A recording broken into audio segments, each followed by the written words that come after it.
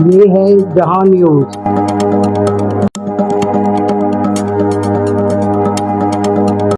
بسم اللہ الرحمن الرحیم۔ السلام علیکم ناظرین، میں ہوں وقار زیدی اپنے پروگرام نیوز اینڈ ریویوز کے ساتھ، اور میرے ساتھ آج مہمان ہیں سینئر تجزیہ نگار سید حسن وقار تراب، اور ہم جو ملک میں جو مختلف چند دنوں میں جو مختلف واقعات ہوئے ہیں اس پہ بھی روشنی ڈالیں گے۔ کل اربعین حسینی دنیا بھر کی طرح پاکستان میں بھی منایا گیا، اس پہ بھی بات کریں گے۔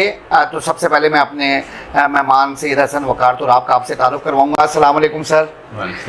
کیسی ہیں؟ آپ کا دن کیسا گزرا؟ آج تو راولپنڈی میں بارش کی وجہ سے بڑا ٹھنڈا دن ہو گیا تھا، اور موسم میں جو حیرت انگیز طور پہ جو تبدیلی آئی ہے، آپ نے کیسا فیل کیا سر؟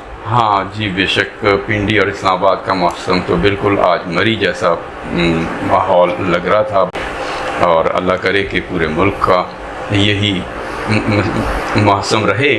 لیکن بہت جگہوں پہ ملک میں تیز بارشیں ہوئی ہیں، طوفانی بارشیں، جس کی وجہ سے لوگوں کے جان و مال کا نقصان ہوا ہے۔ تو اللہ رحم کرے اور اس بارش کو رحمت بنا کر اللہ برسائے، اور پاکستان کے لیے تر و تازہ ماحول اور خوشیاں لے کر آئے۔ آمین ثم آمین۔ اچھا سر، ملک دنیا بھر کی طرح کل پاکستان میں بھی چہلم حضرت امام حسین علیہ السلام انتہائی عقیدت و احترام کے ساتھ منایا گیا۔ ملک بھر میں مختلف دیہات، شہروں، قصبوں میں جلوس مجالس اعضاء اور جلوس کا اہتمام ہوا۔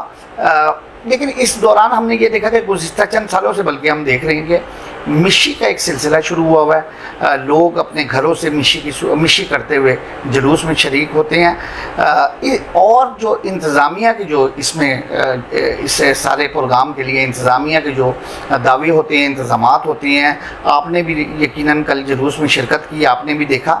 تو مجھے یہ بتائیں گے کہ سر، پولیس کی جانب سے، ضلع انتظامیہ کی جانب سے، اور ریسکیو 1122 جو بالخصوص پنجاب میں بہت زیادہ متحرک ہے، ان کے انتظامات آپ نے کیسے پائے؟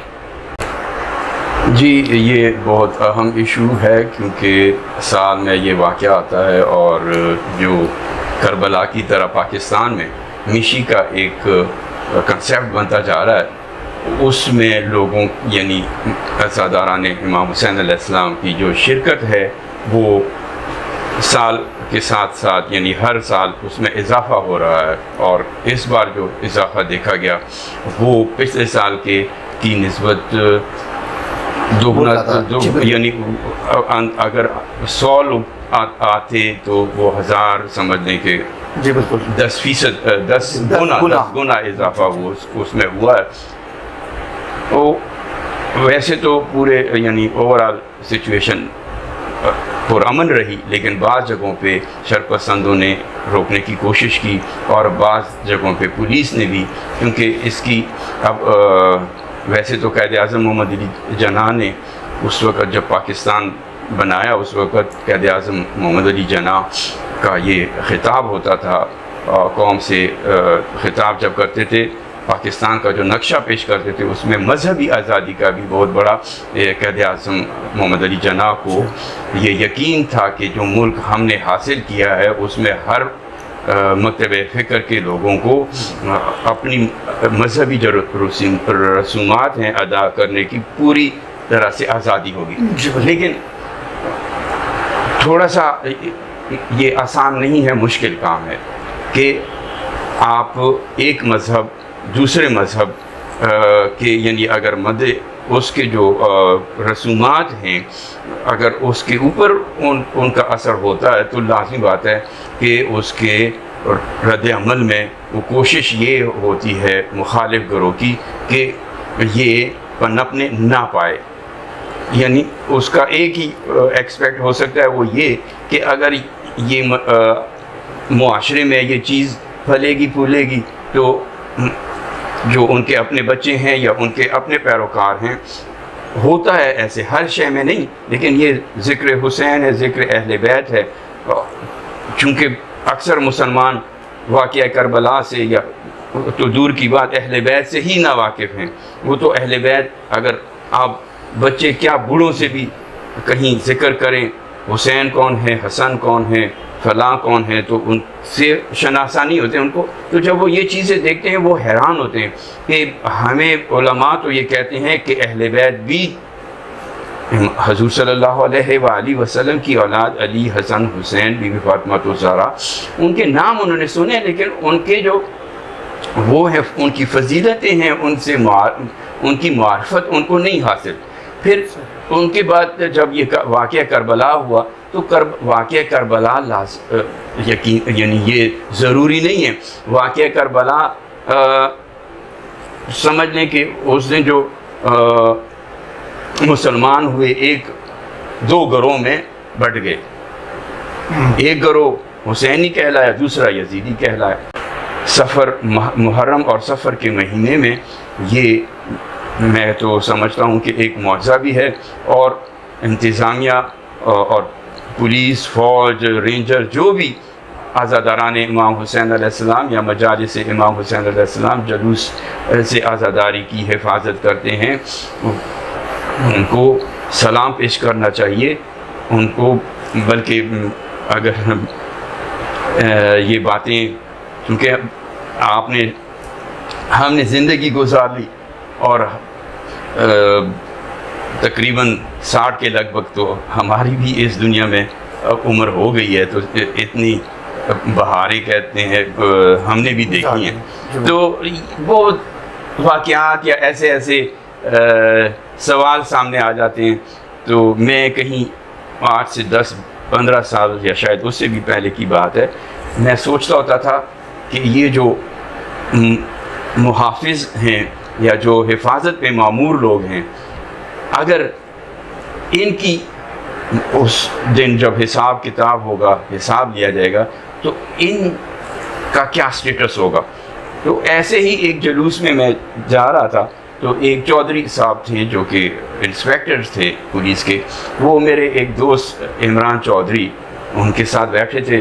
تو ان کی نظر مجھ پہ پڑی، تو میں نے بھی شاید دیکھا، انہوں نے مجھے بلایا اور ساتھ جب بیٹھے ہیں تو وہ چودھری صاحب مجھے کہنے لگے کہ میں یہ سوچتا ہوں یا میرا یہ آئیڈیا ہے کہ اگر یہ لوگ جنت میں جو کہ حسین کے غم میں، اہل بیت کے غم میں، جلوسوں میں، سڑکوں پہ نوحہ خوانی کرتے ہیں، ماتم سینہ کو بھی کرتے ہیں، حسین کرتے ہیں، تو میرے ذہن میں یہ سوال آتا ہے کہ اگر یہ لوگ جنت میں جاتے ہیں تو اس دن میں بھی اللہ سے کہوں گا، یہ میں آپ کو بالکل حقیقت بتا رہا ہوں، جن دنوں میں نے یہ سوچا انہی دنوں میں وہ انسپیکٹر پولیس نے یہ مجھے کہا کہ میں یہ خیال کرتا ہوں کہ اگر یہ جنت میں جاتے ہیں یہ، تو تب میں وہاں کیا اللہ سے کہوں گا کہ پروردگار یہ جب ماتم کرتے تھے، حسین کرتے تھے، اگر یہ جنت میں جا رہے ہیں تو ہم بھی جنت کے کیا ہیں مستحق ہوتے ہیں، کیونکہ ہم ان کی حفاظت کرتے ہیں. تو اس سے بڑا خراج تحسین میں کیا کہوں کہ اگر وہ جیسے کہ قرآن مجید میں ہے کہ یا رسول میرے حبیب ان سے اجر رسالت مانگو، تو میرے نبی صلی اللہ علیہ وآلہ وسلم نے کوئی اور چیز نہیں مانگی، اپنی امت سے یہ کہا، یہ چیز مانگی، مودت مانگی. محبت اور مودت یہ پھر مجھے بھی آتا ہے لیکن میرا موضوع نہیں ہے. ہمارے نبی نے اپنی امت سے اپنے اہل بیت کی مودت مانگی ہے، یہ قرآن میں اللہ تعالیٰ فرماتا ہے. تو اس موقع پہ جو بھی خدمت کرتا ہے اس کا حساب کتاب اللہ بہتر جانتا ہے. اللہ ہی اس کا حساب دے گا ضرور. اور حساب کا مطلب یہ ہے اجر، اگر اس اجر اس کو دے گا تو وہ بڑا مہربان ہے. جو حسین کے غم میں اگر ایک آنسو بہا دے، پھر اگر میں ادھر مثالیں دینا شروع کر دوں تو یہ میں یعنی سیاسی تجزیہ کار نہیں وہ بن جاؤں گا. بہرحال انتظامیہ کا جو یہاں رہا انتظامات رہے پولیس کے، CPO کی ان جانب سے جی کو بالکل خراج تحسین پیش کرنا چاہیے. اور کچھ ایسے ہوتے ہیں جن سے غلطی ہو جاتی ہے، جیسے کہ میں نے دیکھا کہ 1122 کی ضرورت پڑی. میں جب جلوس میں جا رہا تھا تو ایک بچی کو میں نے دیکھا کہ اس کی حالت صحیح نہیں تھی. میں قریب گیا، پوچھا تو واقعی اس کی حالت بگڑتی گئی. میں نے یہ جو کرٹن کر لیتے ہیں نا، جی جی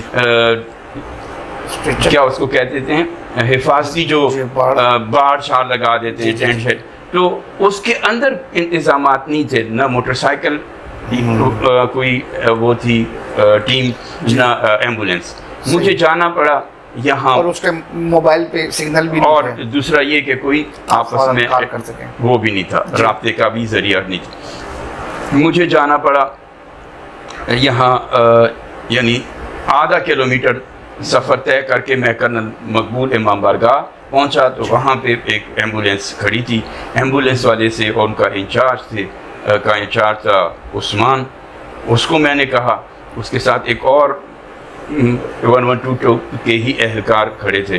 اور ایک جو سب سے پہلے تو میں ڈرائیور کے پاس گیا. ڈرائیور نے کہا کہ جی یہ ہمارے انچارج ہیں، ان سے آپ بات کریں.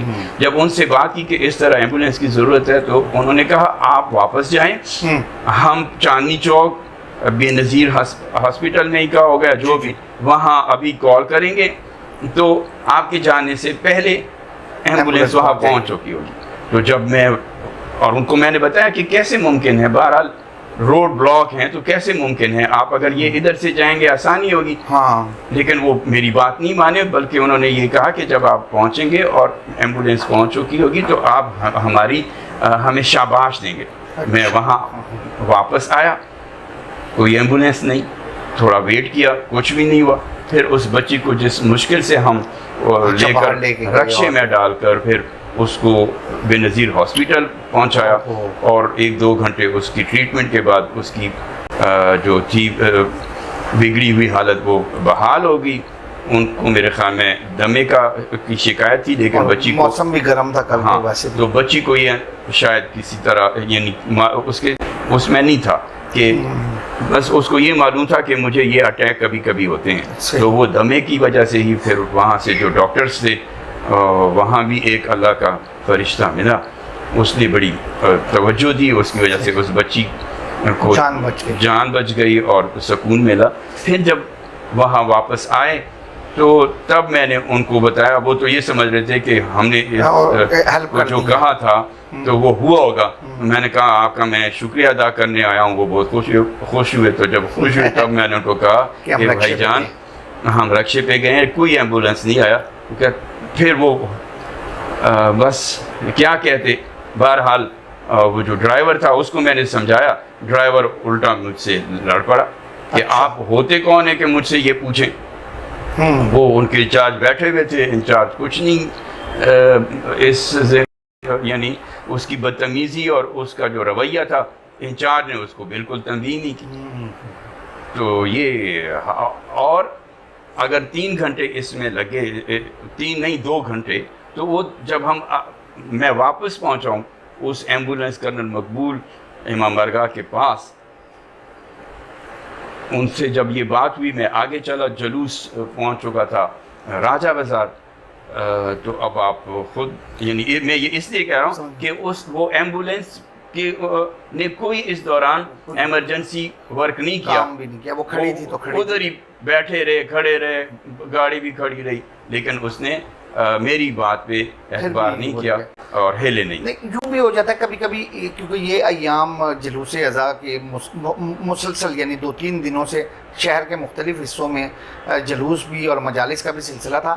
تو کبھی کبھی اس طرح بھی ہو جاتا ہے کہ کام کی زیادتی ملازمین کے چڑچڑا پنے کا باعث بنتی ہے، اور کبھی کبھی وہ ملازمین آمادہ بھی نہیں ہوتے ذہنی طور پہ مزید کسی ڈیوٹی کے لیے. تو کیا آپ نے ایسا تو نہیں فیل کیا کہ جو ملازمین کھڑے تھے وہ واقعی کام کرنے سے اکتاہٹ کا شکار تھے، وہ چاہ ہی نہیں رہے تھے کہ کوئی ان کے پاس کمپلین آئے؟ ان کو یقین تھا کہ ہم کال کریں گے تو ہماری کال پہ ایمبولینس وہاں پہنچ جائے گی. صحیح. کیونکہ انہوں نے مجھے کہا کہ آپ جب وہاں جائیں گے تو آپ ہماری سروس پہ رشک آپ کو آئے گا. تو وہ رشک مجھے آیا تو صحیح. اب اللہ خیر، یعنی یہ نہ کہ سارا کا سارا ادارہ ہی ایسا ہو، یہ ایک یونٹ تھا، اللہ کرے اور ایسا نہ ہو. اس میں ہو بھی جاتا ہے. جی بالکل صحیح کہا آپ نے. اور بہرحال آپ کو رشک ضرور آیا، تبھی آپ شکریہ ادا کرنے کے لیے بھی پہنچے. ایک وہ ہے نا کہ رولتے گئے لیکن اچھا سے بڑی ہے. اچھا سر جی، دوسری جانب ایک چیز بتائیے تو چلے خیر ہمارے ایک ادارے کی تھوڑی سی نااہلی سامنے آئی. بہرحال وہ بچی تھی اور جب آپ کو اس کی طبیعت کا بھی نہ پتا ہو کہ اس کو کیا طبی امداد دینی ہے، تو واقعی ایسے تجربہ کار لوگوں کی ہمیں خدمات زیادہ مفید ثابت ہوتی ہے، اور انہوں نے نہیں کیا تو بہرحال اللہ تعالیٰ نے اس کو زندگی دینی تھی. میرے یعنی اس کو بات کو سامنے لانے کی وجہ یہ تھی کہ اگر کسی طریقے سے یہ 1122 کے جو ذمہ داران ہیں ان تک یہ پہنچے تو ان کے لیے ایک وہ ہے سبق ہے یا نشاندہی ہے غلطی کی یا کمی کی، کہ اگر وہ اپنی سروس کو اور بہتر کرنا چاہیں اسٹاف سے بھی باز پرس کریں کہ ہاں ان سے پوچھا جائے کہ آیا ایسا ہوا ہے یا نہیں. ہاں جی دیکھیں یہ تو مسیح کا کردار ادا کرتی ہوں کہ بھائی انہوں نے ادھر کیوں انسان دشمنی کا کردار ادا کیا. بہرحال سر سلسلہ یہ ہے کہ ملک بھر میں یہ بہرحال کسی حد تک پرامن انداز میں یہ سارے سلسلے ہوئے. ہاں ایک جگہ اسلام آباد پولیس میرے خیال میں وہ جو مشی میں شریک عزاداران تھے ان کو پولیس وین میں پکڑ کر ڈال رہی تھی اور اسلام آباد پولیس، اور دوسرا کسی اور جگہ میں باقاعدہ اس پہ حملہ ہوا ہے، میاں والی میں ہوا ہے، میاں والی میں ہوا، پنجاب میں بھی مشی کرنے والی خواتین پہ لاٹھی چارج کیا ہے. تو پنجاب حکومت کی جو سربراہ ہیں مریم نواز، ان سے ان کو ان چیزوں کا نوٹس لینا چاہیے. ہم تو کوئی ان سے نہیں مطالبہ کر سکتے، لیکن یہ ان کے علم میں ہم لا رہے ہیں کہ ایسا جو ہے وہ آپ کی جو کارکردگی ہے، عوام میں آپ کی جو مقبولیت ہے، اس کے لیے نقصان دہ ہے.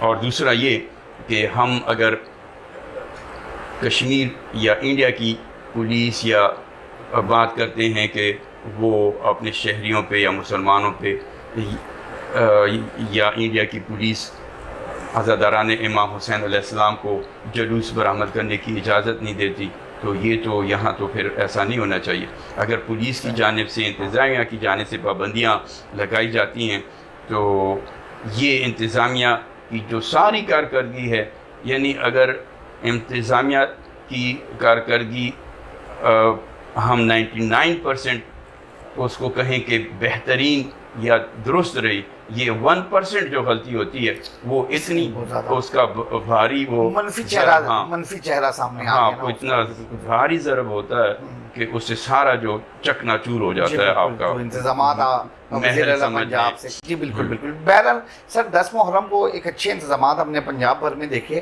اور وزیر اعلیٰ پنجاب جی بالکل باقی جگہوں پہ بھی ہوئے، اور لیکن اس جگہ پہ یہ واقعات ضرور وفاق ہے، بلکہ یہ شکر ہے میرا اسلام آباد میں بھی اس بگڑے ہوئے ماحول میں جہاں بلوچستان میں قتل و غارت، کے پی میں دہشت گردوں کے حملے، اور کچے پکے میں دیکھیں کیا ہوا ہے، اس کے باوجود اگر پرامن طریقے سے اربعین امام حسین علیہ السلام کے یہ سارے جلوس اور مجالس منعقد ہوئے تو یہ انتظامیہ کی کاوش کا ہی نتیجہ ہے، اور اس پہ ان کو ان کی کوشش کو، ان کی خدمات کو سراہنا، اگر نہ سراہا جائے تو ناانصافی ہوئی. اچھا سر یہ بلوچستان میں جس طرح ایک دم سے صوبائی تعصب ایک دم سے نظر آیا ہمیں، اور بسوں سے اور مختلف گاڑیوں سے اتار کے شناختی کارڈ دیکھ کے جس طرح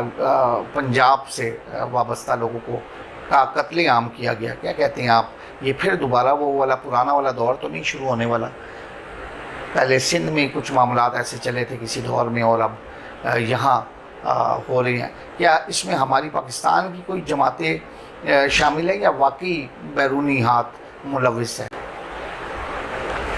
دیکھیں بات یہ ہے کہ اگر ہم خود اپنے آپ کے دشمن ہوں تو بیرونی طاقت ہمیں صرف وہ کیا کرتی ہے کہ آگ کو چنگاری ایک چاہیے ہوتی ہے، تو وہ آگ لگانے کے لیے کافی ہوتی ہے. تو ہم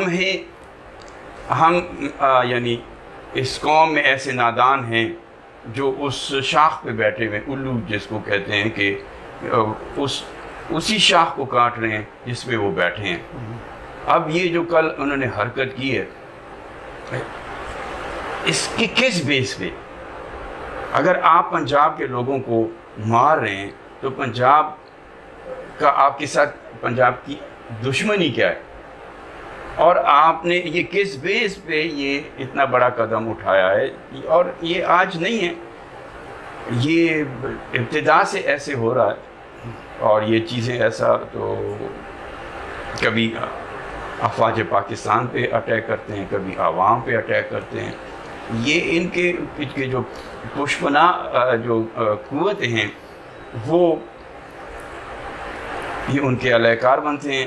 اور ان کی یہ بیوقوفی ہوتی ہے کہ ان کو خود سمجھ نہیں ہے کہ جس ملک میں ہم رہ رہے ہیں اسی کو ہم تباہ کرنے کے در پہ ہیں.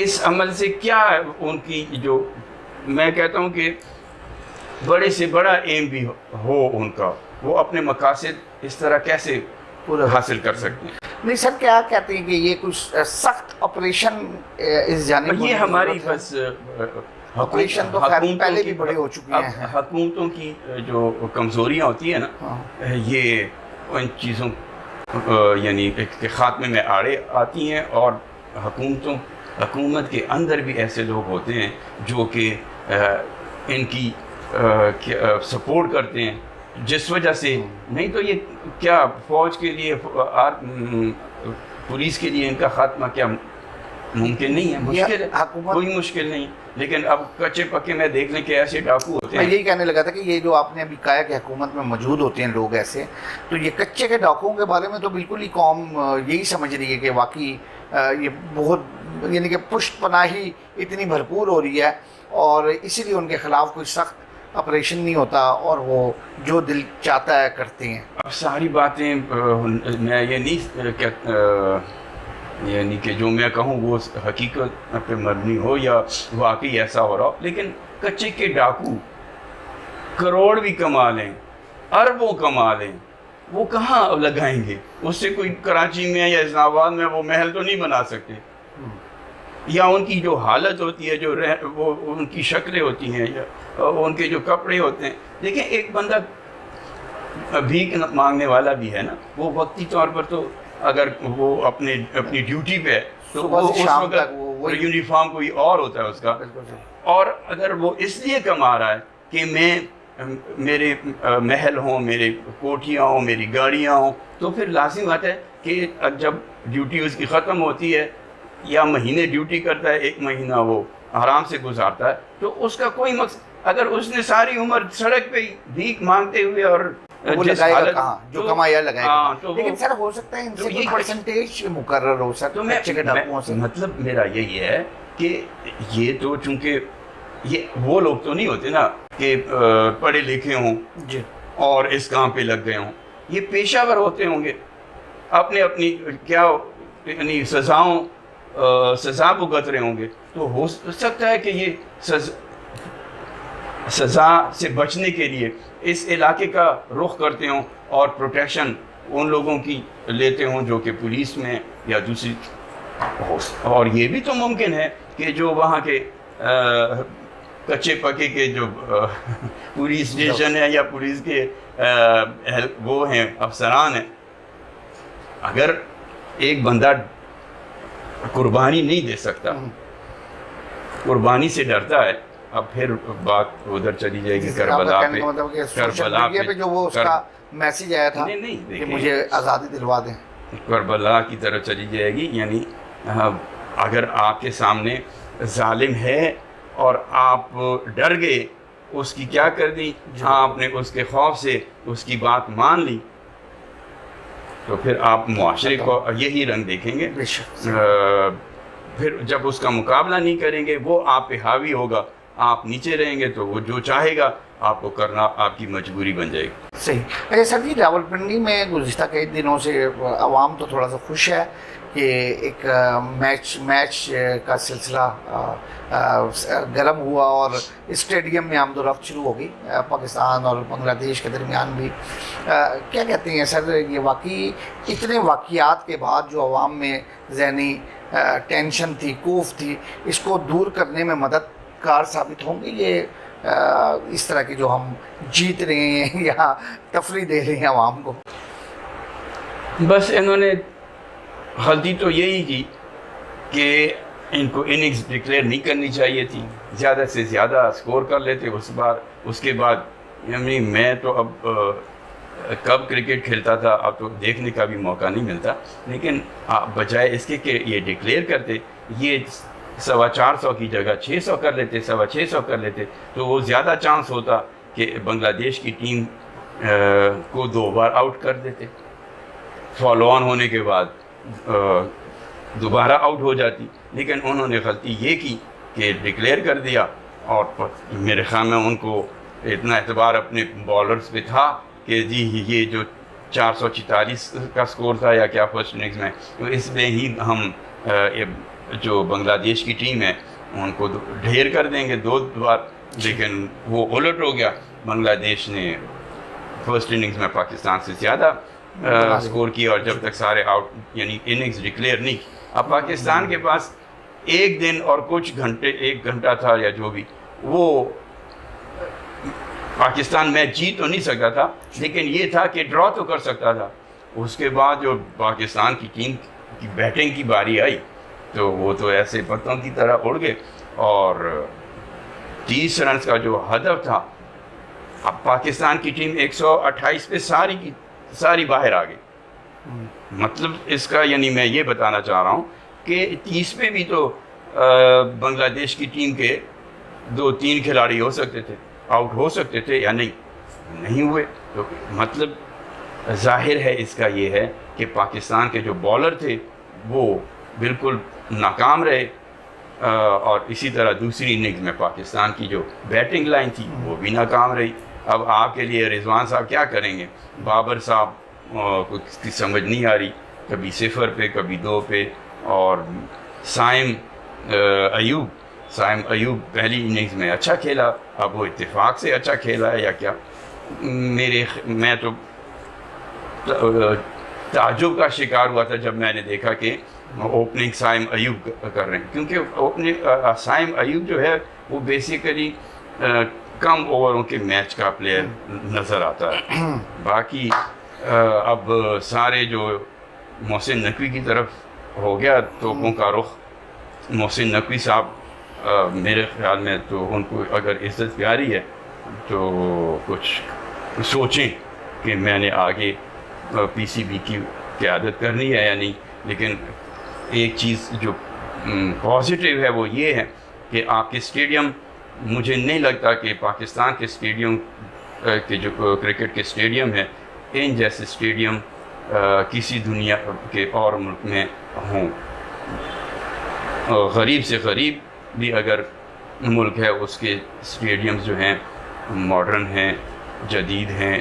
ہمارے اسٹیڈیم جب سے ہم کرکٹ دیکھ رہے ہیں یہی ہیں. ان میں اگر تھوڑی بہت تبدیلی کی ہے تو وہ بھی شیڈ ڈال کے. باقی یہ ایک توقع ہے کہ اگر محسن صاحب پی سی بی کی چیئرمین رہے جیسے ابھی وہ کر رہے ہیں، کراچی پہ بھی کام شروع کیا، لاہور پہ بھی، تو یہ کام ہو جائے گا. باقی محسن صاحب مجھے نہیں لگتا کھلاڑیوں کو سمجھا سکیں گے یا قابو کر سکیں گے. سر وہ بہرحال جب وزیر اعلیٰ پنجاب رہی ہیں نگران سیٹ اپ میں، تو تب بھی انہوں نے مختلف اداروں میں کام ہی کروائی ہیں ماشاءاللہ سے. اس کا مطلب ہے سر ٹیم کو جیتنے کے لیے حکومت کا اسٹیبل ہونا ضروری نہیں، ورنہ بنگلہ دیش کی جو حکومتی صورتحال ہے وہ ہمارے سے بھی بہت زیادہ خراب ہے. اور دوسری بات میں یہ تھوڑا سا وہ کر لوں، ہماری تو پھر حکومت سے ہی چل رہی ہے، مشکلات اپنی جگہ پہ. دوسرے نمبر بھی یعنی کھلاڑیوں کی اپنی محنت کا عمل دخل ہے. گروپس بن گئے. اور باقی محسن نقوی صاحب کی آپ نے بات کی سر، ان کے پاس 2 اہم ذمہ داریاں ہیں، یہ بھی ہے اور وزیر داخلہ بھی ہیں. تو واقعی ان کو ایک سائڈ پہ ہی توجہ دینی چاہیے، یا پھر وہ اسی کو ہی سنبھالیں. اور کیونکہ یہ ایک بین الاقوامی وہ ہے، اور بنگلہ دیش کیونکہ ہمارا ایک حصہ رہ چکا ہے تو کم از کم اس کا مقابلہ تو ہمیں بھرپور انداز میں کرنا چاہیے. دیکھیں بات یہ شاہ صاحب کہ اگر محسن نقوی ہی ہمارے پاس ایک وہ شخصیت ہیں کہ وہ ہر چیز کو کنٹرول کر سکتے ہیں، تو یا ہم یہ سمجھتے ہیں کہ بس محسن نقوی کے علاوہ کوئی ہمارے پاس ایسا اہل بندہ ہے ہی نہیں، تو یہ بھی ہمارے لیے المیہ ہوگا. اور لیکن محسن نقوی صاحب کو بھی خود سوچنا چاہیے کہ ایک وقت میں پی سی بی کوئی ایسا کام نہیں ہے کہ پارٹ ٹائم کیا جائے. پی سی بی کنٹرول کرنے کے لیے آپ کو فل وقت کی اور ایک تجربہ کار بندہ چاہیے. اور دوسرا یہ کہ پاکستان میں کیا ایسے لوگوں کی کمی ہے کہ جو پی سی بی کے سربراہ نہیں بن سکتے یا جن کو بنایا نہیں جا سکتا. یہ جو ہے میتھمیٹکس یا یہ سیاست سمجھ میں نہیں آتی، اس پہ ضرور سوچنا چاہیے محسن نقوی صاحب کو بھی، حکومت کو بھی. جی ناظرین، آپ نے ہمیں سنا اور دیکھا بھی. میں آپ کے ساتھ ساتھ اپنے مہمان سید حسن وقار تراب سے بھی اجازت چاہوں گا. اپنی آرا سے ہمیں آگاہ کیجیے گا. شکریہ. اللہ حافظ.